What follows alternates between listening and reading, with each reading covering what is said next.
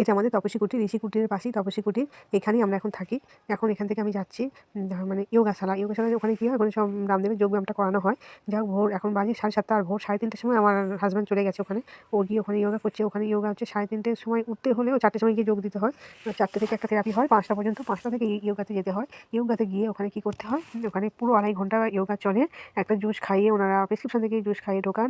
আবার ফিরে ইয়োগা হওয়ার পরেও একটা জুস খাওয়ান। এখানে দেখুন এনারা জুস নিয়ে দাঁড়িয়ে আছেন। ইয়োগা করে ওনারা বার হয়ে এখান থেকে যে যার প্রেসক্রিপশন অনুযায়ী জুস নিয়ে সব যে যার গ্লাস নিয়ে খাবেন। আর এই যে ব্যাগগুলো নিয়ে যাচ্ছেন ওনারা, এই ব্যাগে প্রতিটা ব্যাগে একটা করে কিটস আছে। মানে একটা কিটসের ব্যাগ। এতে কি আছে, 2টো ছোট টাওয়াল আর একটা বড় টাওয়াল। এবার দড়িটড়ি যেগুলো লাগে মানে ন্যাচারাল থেরাপি আছে, পঞ্চকর্ম আছে, সেই জন্য এগুলো নেওয়া হয়েছে।